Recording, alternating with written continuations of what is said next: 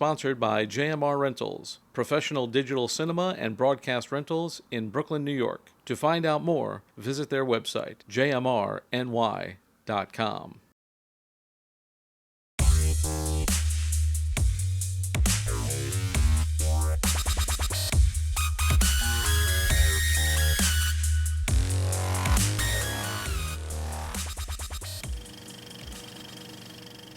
Hello and welcome to No Rest for the Weekend, where we go behind the scenes and talk to the creators of independent entertainment.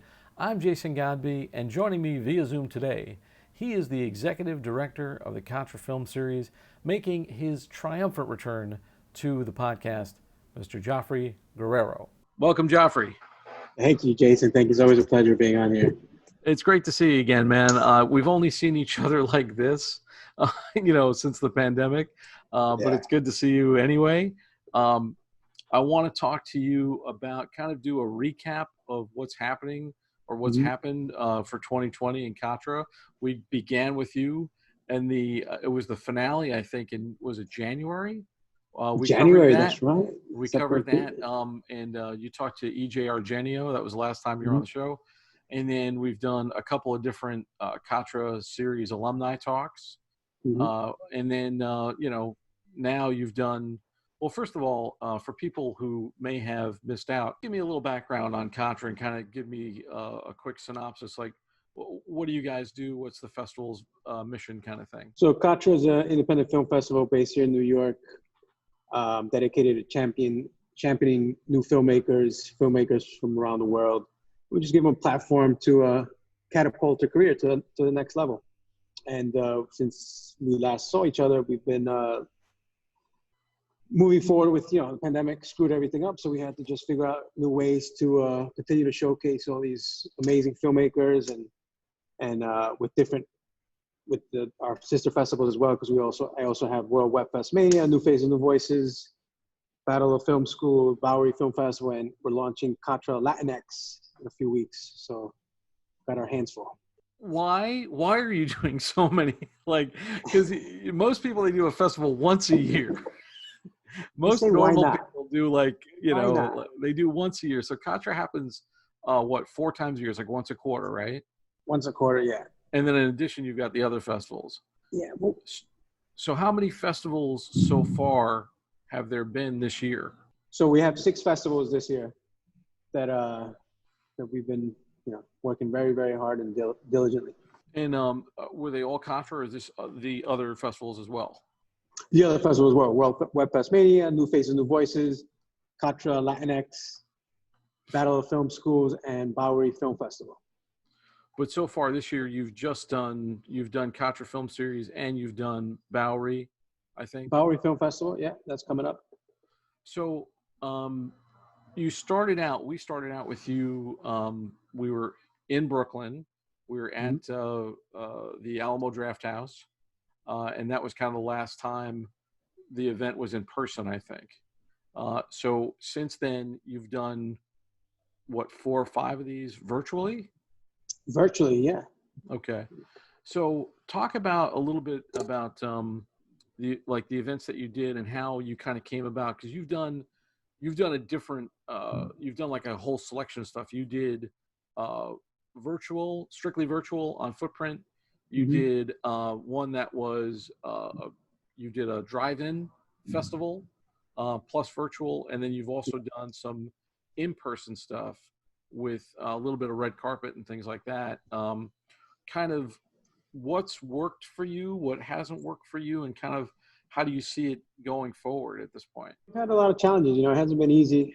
Just, we're all about the live events. We expect to be back in a movie theater. We expect to be back in a live space, but in the interim, we're doing everything we can to support filmmakers virtually, having live online discussions with the filmmakers, live streaming their works in different formats and different outlets, and as well as including all access passes for the filmmakers and their audiences to attend the event. We do a closing night party for some of these events. So we're doing like a socially distant award ceremonies and a get-together party. And you've seen different levels of attendance, I would imagine. You said that the virtual thing could be challenging. We actually read a couple of your statements on some news episodes that, you know, dealing with the challenges of like dealing with people virtually and what people's hookup is and stuff like that. Did you find that you were kind of able to get around most of that for the most part, or? Yeah, for the most, I mean, yeah, we've been able to just figure it out, you know, move it along. There's going to be some technical hiccups with the way signals, you know, everybody has different Wi-Fi signals. And so with the whole 5G coming up with, you know, 5G is everywhere now. So that's going to help facilitate more live streams, more opportunities for filmmakers to get seen and noticed. So it's the future is bright. 2021, you know, we're working with different streaming services, and so we're really pushing hard to continue to do what we do. Yeah, I know you worked with Footprint.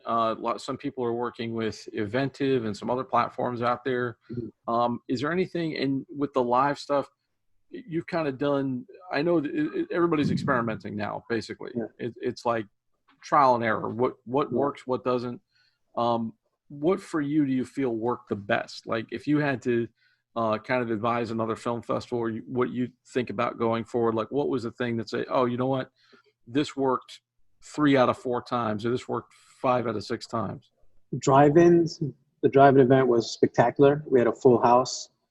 And that's going to be, you know, that's the new way of seeing films in a safe environment. So definitely drive-in events, doing the live stream, or not even necessarily live stream, but having a space for filmmakers to watch films and network online. We're doing something new with World Web Fest Mania now. We're doing it one day. We'll screen their films for 1 full day. So people will have access for 24 hours to watch films and the episodics that are going to be screening. So that's something that I would advise film festivals to look into. We're working with Zerb TV for World Web Fest Mania I believe it's next week, I believe it's next week. So we're going to be working with them.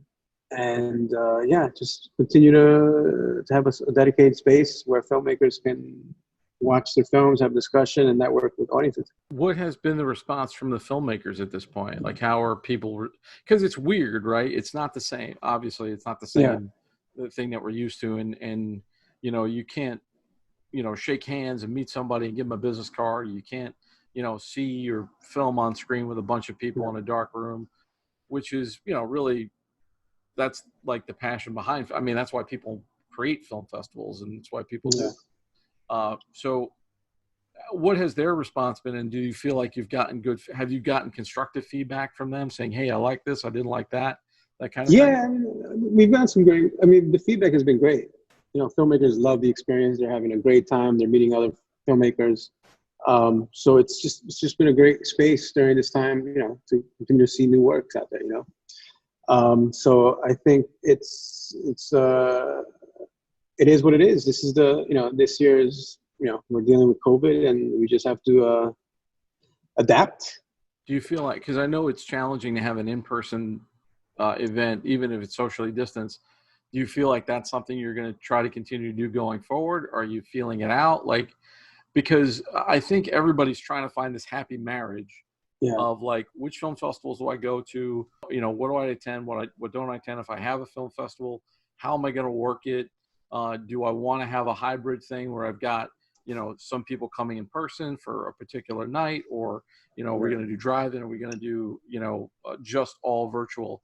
And, you know, with some festivals that we're seeing in the fall, like so far October, November, December, are all strictly virtual. Let me tell you something, Jason. There's no happy marriage out there. If anybody says there's a happy marriage, they're lying to you. So it is what it is. Filmmakers have to accept, you know, there's going to be a mixture of drive-in, mixture of virtual, mixture of this online, you know, presence, whatever you want to call it. It's the new norm. We got to accept it, embrace it, and you know, look forward to next year. This year's a wash. You know, there's not going to be any theatrical live setting. All the theaters are shuttered. All the event, you know, there's not much you can do. with the drive-in event, you said, because you said that was particularly successful. Like how did you wind up doing that? Like, what did you show? Did you start showing films from Katra? Did you go with a known film? Like, how did that work for you, and how did you like get it? Because this is New York City. Like, not everybody drives. Right. So, you know, it's like I don't go to drive-ins because I haven't had a car in 20 years. You know, so there's a lot of people like me. But you know, so how did that kind of work for you? Like, was it a logistical nightmare? Was it easy? No, not at all. Because I teamed up with the local council member, and we just told him about the idea and just made it happen. You know, it took some time, but we made it happen, and we teamed up with Enterprise car rental car company to do to give a discount. So we got like a 50% discount for the filmmakers to and their friends to come out and use the cars that they had. I know some festivals, Greenpoint has their cars all set up already. They have big sponsors that, you know, set up their cars, and you can go in there and watch the movies. And we're possibly going to be working with them in the future. So yeah, so that's, you know, if festivals can find a way to partner up with car rental companies to set up cars. That'll be definitely helpful. Yeah. Yeah, I think it's going to be tough for like inner city festivals to do that, just because, you know, not a lot of people have cars, and then we don't have the space. You know, like, where are you going to Midtown Manhattan? You're going to try to do a drive-in? It's really tough. I've been trying to do that. It's not easy. Yeah, Manhattan is a tough place to do a drive-in. You're going to have to go to upstate New York, Pennsylvania, or something. You know. As we kind of cope with the new norm and stuff like that, has anything for you changed in terms of the festivals? Have you changed criteria? Have you changed kind of, has the filmmaker response changed? Do you get less submissions? Do you get more submissions? How has it worked out for you guys in terms of running it? We're getting the same number of submissions. There's filmmakers are making stuff, you know, they're using their phones. There's no excuses nowadays, you know. Cameras, anybody can get their hands on a camera and shoot, make a film, submit it. So we're working, our team's growing. We have dedicated staff that's always on board to help us manage and curate the films. So we're putting in the time. I'm here, as you see, I'm here at the office right now working. Been here since 9 o'clock, 10 o'clock, and just keep plugging along.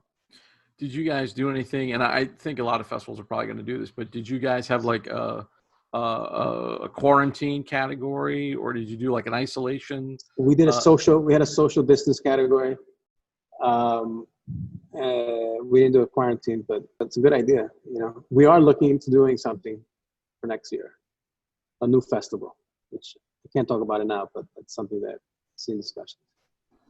I've seen people they'll have like categories of like the quarantine category, or you know, the isolated movie category, something that was made in quarantine, or made by yourself. I mean, Netflix had a whole series called Homemade, which was all these movies made during quarantine, and it came out in like a month. There was a ton of them. They got features or shorts? All shorts. They were all shorts made from like around the world. Wow. And it's a Netflix series called Homemade. We actually reviewed it on the show. And, you know, and some were people that you've heard of and some people weren't. You know, you had people like Kristen Stewart and Maggie Gyllenhaal making movies. But then you had, you know, somebody in some country in Europe that you've never heard of making some cool little film with their family, or and, you know, it's just like you have to be, it's like get creative. You know what I mean? Like it's like you have to get creative. This is a great time. This is a great time to be an independent filmmaker. On that note, do you feel like there's going to be, because I've talked about it on the show a little bit at the beginning of the pandemic. Now things are normalizing. So now we have people who are actually doing productions, and some productions are being shut down because of COVID. The bigger productions, especially, and Batman got shut down, and, you know, like a lot of these big features who need, you know, 150 people on set, but they're having trouble, you know, which is. Did they finish shooting Batman yet, or are they still in production? I think they're still in production with that. And yeah, I mean, it's because Robert Pattinson got COVID. Yeah, you know, like the star of the movie, he's in every scene practically of it, and some other big films as well have had the same kind of thing where they get going and then pandemic spikes and they have to shut down. But, for guys like you and me who are used to doing this stuff, run and gun, guerrilla style, indie budgets, do you feel like we're going to see more of this type of work? Yeah, for sure. I mean, this is a time where you don't even have to work with the unions. You can just pick up the camera, work with your family, and make a film. It's prime time for independent filmmakers. I mean, this is a great time to really run and gun. If you want to make a film, if you believe in yourself, get out there, pick up a camera, shoot it, and send it to Katra or Bowery Film Festival, all these other festivals. I feel like there's this, it's like in terms of production, like, and I'm also wondering kind of what the role film festivals are going to play in this, so you have people who can make stuff like independently. I'm working on a project right now. I hope I can finish, but it's like I shot it with me and like one person on sound and like one actor at a time. We shot outdoors. Everybody wore masks when they weren't acting. And, it's a total, it's not convenient. It's not easy. But it's a lot easier doing it with like 3 or 4 people than like 100, or 50. And, I think the people who can do that may have a leg up. My question is, what role festivals will have in that market?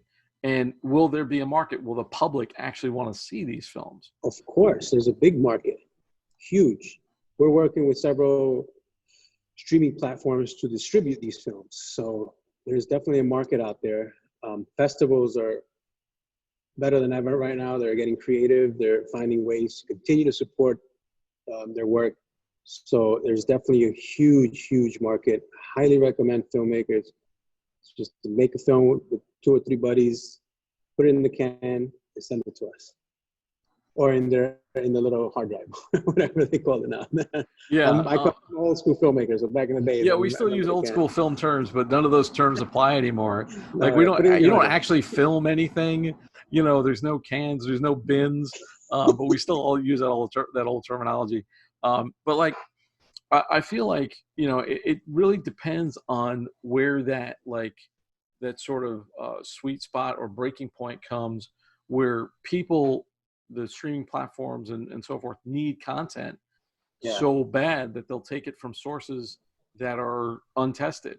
Being a guy who came up in the 90s, there was IFC channel and there was the Sundance, and there was these different platforms that really looked to young independent filmmakers because they were where it's at, like they were hip. And, I grew up naively thinking it was always going to be like that. But then, Sundance gets corporatized, and then somebody makes Slam Dance and that gets corporatized, and then like South by Southwest. So all these film festivals, they're independent, but they're really, it's like, well, you're not really going to get in them unless you have a name or unless you have, some heavy hitter behind the camera. So for guys like you who are showcasing like indie shorts, you have this range, because sometimes you get really experienced filmmakers and sometimes you get some names. Sometimes you'll get like a feature documentary, but then you'll get somebody this is their first film, and it doesn't seem like you have a prejudice either way. Like, it doesn't seem like you have like, oh, we want this prestige piece, or, it seems like your philosophy is to go for the indie guys or the people who are coming up. And you've had people who submitted to you several times. Oh, yeah, multiple times. Bowery Film Festival, Katra Film Series, we get repeat filmmakers, I mean, it's tough out there because there's so many film festivals that are really pricey, and, filmmakers have to make that tough decision. Should I submit to this festival? Is it worth it? Am I going to get my money back? And they do, in terms of value, the exposure, the visibility, the people they meet. We definitely, we put our time and energy to really make it a filmmaker-friendly festival. And that's what we're going to continue to do next year. The next 20 years, we're going to keep making it. It's all about the filmmakers. It's a film festival a family festival for filmmakers. Talk to me a little bit about, because in case somebody's watching this and is thinking, oh, I want to submit, but you have, all these different sister fests, which one do I submit to, kind of thing. So is there slightly different criteria for each? It's a niche. Each festival has a niche. So World Web Fest is mainly geared towards episodics, but we do accept short films, screenplays, new faces, new voices. It's, you know, we're all about supporting underrepresented communities. Battle of Film Schools. It's a film school. You know, we're looking for film students who are just on the come up. And Bowery Film Festival, you know, it's all about cutting edge films. We're looking for indie films that, you know, just rock. And obviously with Latinx coming up, that's a whole Oh different. yeah, that's coming up. Are you guys going to have a specified kind of, because how are you going to tell if somebody's from that community, or like what is the criteria of, like, it's a good question. What defines Latinx? So it's two members of the production team. It has to be from a Latinx background. So as long as they have, doesn't have to be the entire cast and crew, just 2 Latinx playing key roles in the production. And it's Latinx descent. They don't necessarily have to be, you know, like born and raised in South America somewhere. So as long as they're, you know, they could be second, third generation, whatever. So it doesn't necessarily have to be the director is of Latin descent. No. It could be the producer, it could be the writer, any combination. Yeah.